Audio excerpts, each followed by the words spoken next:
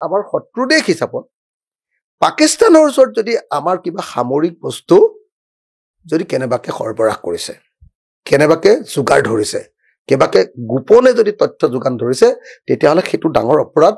সেইটো নিশ্চিতভাৱে মই ভাবো যে একদম মানে ইমান ডাঙৰ অপৰাধ যে তেওঁক আৰু যাৱজ্জীৱন জেলত ৰাখিব লাগিব। কিন্তু এতিয়া মই নাজানো যে পাকিস্তানলৈ যোৱা নোযোৱাটোক লৈ কিয় প্ৰশ্ন উঠিব লাগে। কি কৈছিলে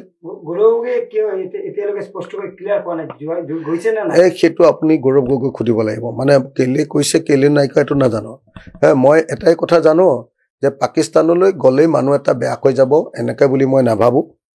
গৌৰৱ গগৈ যদি পাকিস্তানলৈ গৈছে তেতিয়াই গৌৰৱ গগৈ চোৰাংচোৱা হৈ গ'ল মই এনেকৈ নাভাবো।